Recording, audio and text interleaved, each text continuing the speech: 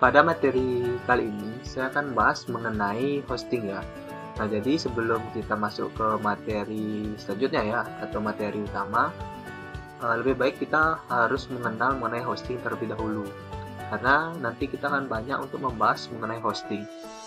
Oleh karena itu, pada materi kali ini, saya akan membahas mengenai hosting. Pada pertemuan sebelumnya atau materi sebelumnya, itu kita sudah membahas mengenai hosting.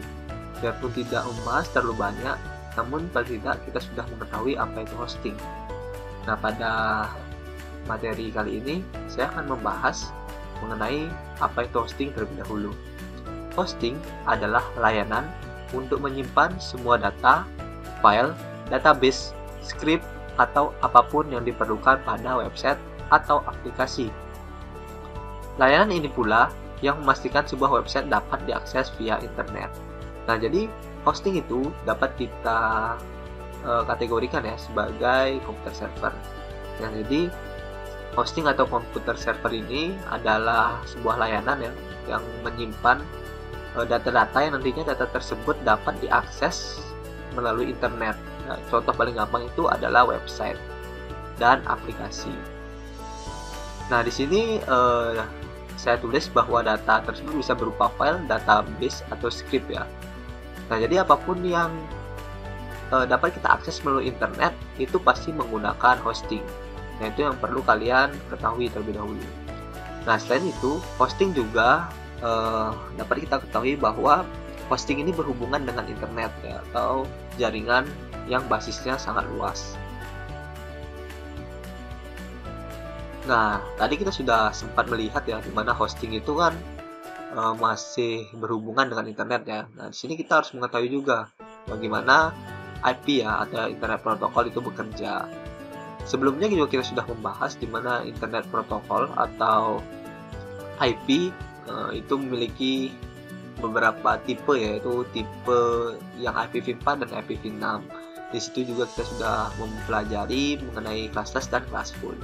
Nah, di sini saya ingin memberitahu bahwa ada jenis ya, bisa dibilang jenis sih. Di sini jenis IP, yaitu ada IP public dan IP private. Nah, di mana kedua jenis ini adalah menentukan apakah IP tersebut dapat diakses melalui jalur internet atau tidak. Nah, kalau kita lihat dari sejarahnya ya, di mana dalam sejarah itu IP yang pertama digunakan itu IP public. Jadi sebelum ada IP private, nah IP public ini adalah IP pertama yang kita gunakan. Nah, di mana IP public ini adalah IP yang dapat kita akses ya langsung melalui jalur internet. Nah, dalam sejarahnya sendiri, mengapa dibuat IP privat, yaitu karena keterbatasan IP public untuk menampung sejumlah orang yang akan mengakses internet di masa depan. Maka oleh karena itu dibuatlah IP privat, yang nantinya IP privat ini bisa kita gunakan untuk keperluan mengakses internet juga. Nah, itu ada caranya, tapi untuk IP privat dapat mengakses ke jaringan internet. Nah, di sini sudah saya berikan ya karakteristik di mana IP public dan IP private. Nah, sebenarnya karakteristik ini mungkin masih kurang jelas ya. Cuman di bagian ini sudah saya kelompokkan di mana apa perbedaan dari IP public dan IP private itu. Nah, di sini adalah IP public itu lingkup areanya seluruh dunia ya, karena IP public ini memang difungsikan untuk saling menghubungkan ya antara komputer yang ada di dunia. Sementara untuk IP private itu lingkup areanya hanya lokal. Nah, jadi dia memang main skalanya itu di skala LAN atau di skala MAN. Itu masih bisa mencakup IP private. Nah, yang kedua itu IP public itu dia untuk memilikinya ya itu harus berbayar atau tidak gratis. Dimana kita untuk memiliki IP public itu bisa membeli ya, bukan membeli tapi menyewa kepada Internet Service Provider atau ISP. Nah, tapi tidak sembarangan paket itu bisa mendapatkan IP public. Jadi ada beberapa paket saja yang bisa mendapatkan IP public ya. Nah, itu salah satu contoh yang pasti adalah paket bisnis sepertinya di IndiHome ya. Kalau kalian beli Telkom yang IndiHome, itu IndiHome untuk perumahan, kadang bukan kadang tapi memang tidak mendapatkan IP public. Cuman kalau kalian beli Telkom Gold itu atau Telkom Bisnis, pasti akan diberikan IP public. Nah, itu untuk mendapatkan IP publicnya ya. Sementara untuk di IP privat itu kita mendapatkannya secara gratis. Nah, kita sering memakai untuk praktek, juga sering memakai untuk jaringan lokal ya atau LAN. Nah, yang ketiga itu IP public itu langsung terhubung ke jaringan internet. Nah, jadi ketika kita sudah menggunakan IP public ya di komputer kita, yaitu langsung terhubung ke jaringan internet tanpa melakukan settingan apapun lagi. Sementara untuk IP private itu tidak bisa langsung terhubung ke internet ya. Jadi di sini kata tidak bisa langsung bukan berarti tidak bisa, tapi bisa dihubungkan tapi dengan beberapa cara ya. Nah, itu untuk pengetahuan dasar yang mengenai IP public dan IP private. Jadi yang paling sering kita bahas nanti adalah IP public dan IP private. Tapi di sini karena mungkin kalian sedikit kurang pernah mendengar IP public, maka saya tekankan di sini adalah di IP publicnya, dimana IP public inilah IP yang digunakan untuk saling berkomunikasi di internet ya. Jadi sifatnya itu unik, cuma ada satu di dunia. Contohnya itu misalnya ada IP 100.200.200.200.200. Nah, itu hanya ada satu di dunia yang menggunakannya. Jadi tidak ada dua IP atau dua orang yang menggunakan IP tersebut. Oke. Nah, kita lanjut. Nah, di sinilah tadi saya bilang bagaimana sih IP private itu bisa mengakses jaringan internet ya, dengan cara kita menggunakan NAT atau Network Address Translation. Nah, saya rasa kalian juga sudah mendapatkan ya materi NAT ini di infrastruktur jaringan. Jadi di sini saya membahasnya itu tidak terlalu banyak, hanya sedikit, namun tetap akan menjelaskan secara sistematisnya. Nah, di sini kita lanjut dulu. Nah, di sini sudah saya buat ya skemanya seperti apa. Dan sini ada dua komputer ya, yang menggunakan IP private, yaitu dengan IP 1.1 ya, 192.168.1.1 dan 1.2. Di sini ada satu buah router ya. Satu buah router ini sudah kita konfigurasi NAT. Nah, sebelumnya kalau kalian sudah pernah belajar NAT itu kan ada berbagai jenis NAT ya. Ada statik, ada dinamis, terus ada PAT. Dari sini yang saya contohkan ini adalah PAT. Nah, kenapa? Apa itu PAT dulu ya? PAT itu adalah Port Address Translation. Nah, mengapa saya menggunakan PAT di sini sebagai contoh? Karena memang untuk sekarang itu ya paling sering menggunakan jenis NAT yang PAT. Karena jenis NAT ini memang lebih fleksibel ketimbang jenis NAT yang statik dan dinamis. Oke, di sini saya lanjut. IP public yang ada di router ini adalah 200.220.230. Nah, cara kerjanya itu sebenarnya simpel ya untuk NAT ini. IP private ya, IP private dari komputer itu akan diarahkan ke router terlebih dahulu, di mana nanti router inilah yang akan melakukan konfigurasinya atau melakukan perubahan dari IP private ini ke IP public.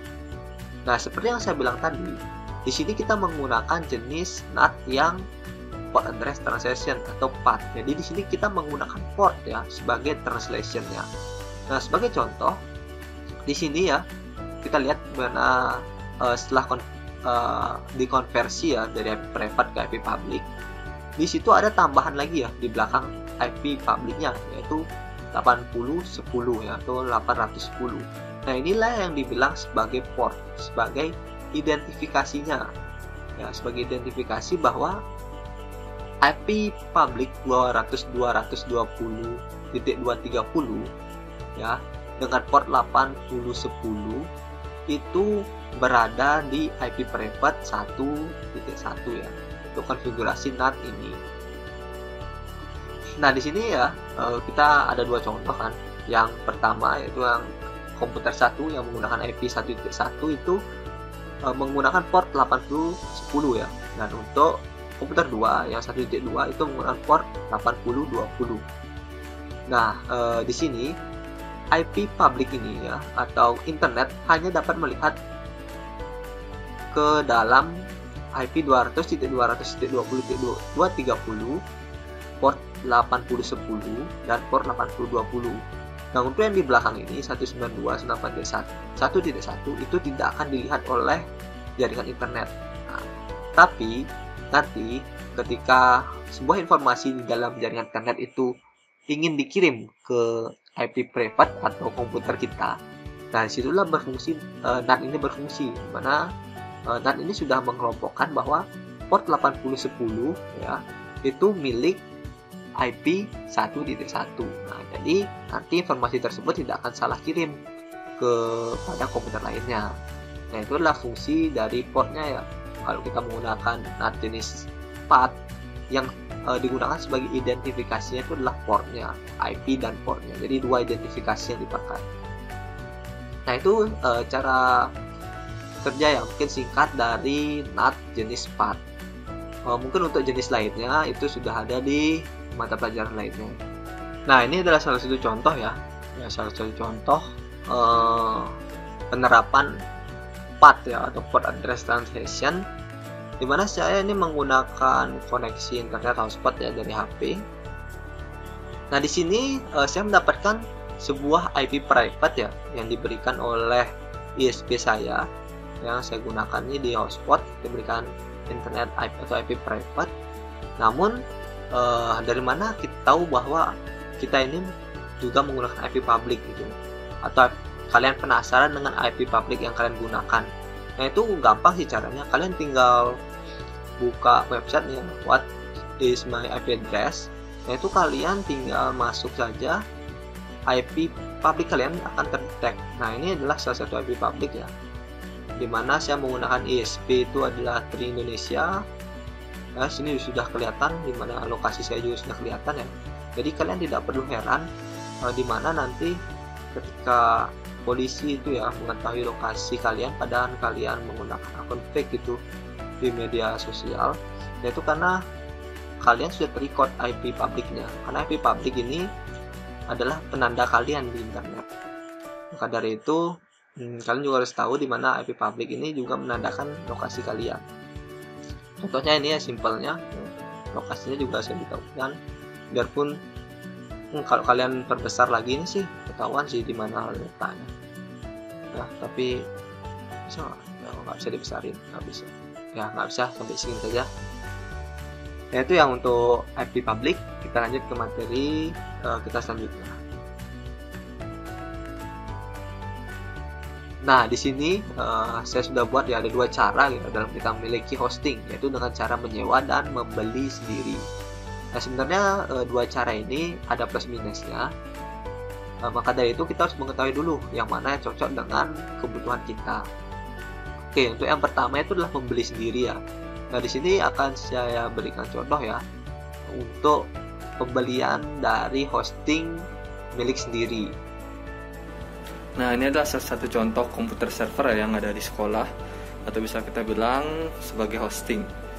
Nah, di sini ada berbagai perangkat di dalam ruangan ini, seperti router ya untuk internet, ada access point juga, lalu ada komputer server.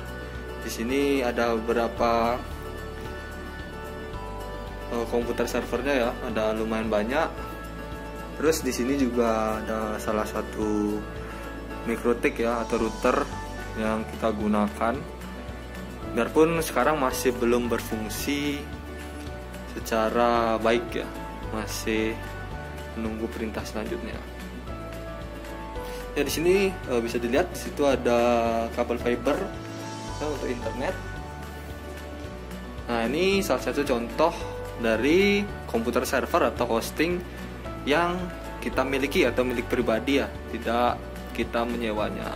Nah, ini menghabiskan uang cukup banyak untuk membuat satu komputer server pribadi, karena dibutuhkan komputer yang terus hidup, listrik tentu saja, dan AC. AC sangat dibutuhkan untuk sebuah komputer server.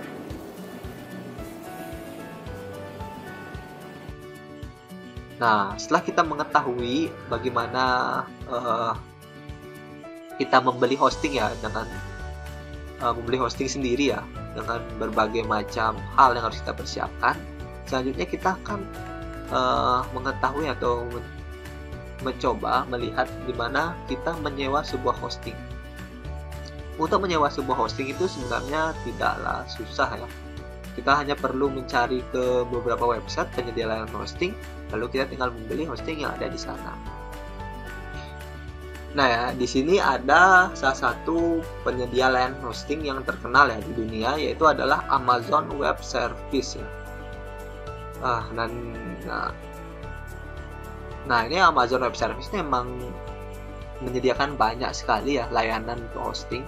Tidak hanya untuk website saja, kita bisa beli VPS, dedicated di sini bisa kita beli. Ya. Nah mungkin memang untuk pembelian di AWS ini saya belum pernah beli ya, cuman sepertinya pembeliannya menggunakan dolar.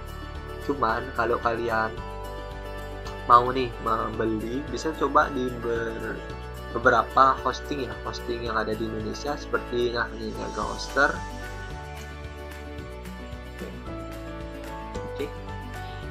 Nah ini ya, seperti Niaga Hoster, ini salah satu penyedia layanan hosting di Indonesia ya. Cuman dia di sini menyediakan layanan itu share hosting dan VPS hosting saja. Untuk dedicated ya sepertinya Niaga Hoster belum menyediakan layanannya. Cuman menurut saya VPS ini juga sudah cukup kok untuk kalian membuat hosting ya, atau membuat hosting dengan daya tampung yang lumayan. Nah, di sini kita kembali ke slide di mana pada materi selanjutnya itu kita akan membahas mengenai jenis-jenis hosting ya. Jadi di sini ada 3 jenis hosting. Ada share hosting, VPS hosting ya, dan dedicated hosting. Nah, dari ketiga jenis ini nanti kita akan membahas semuanya secara rinci tentunya ya di materi selanjutnya. Karena materi kali ini kita akan membahas sekilas saja mengenai jenis-jenis hosting ini. Nah, dari ketiga jenis hosting ini sudah saya berikan karakteristik ya, atau kelebihan kekurangan masing-masing dari jenis hosting ini. Karena kalau kalian lihat dari ketiga jenis hosting ini memang perbedaannya itu kadang tidak terlalu dapat dilihat ya. Contoh VPS dengan dedicated hosting. Nah, ini keduanya ini memang bukan kurang tapi agak sulit untuk dibedakan kadang-kadang. Nah, untuk share hosting dengan VPS hosting memang dan dedicated memang lebih mudah untuk dibedakan ya, layanannya.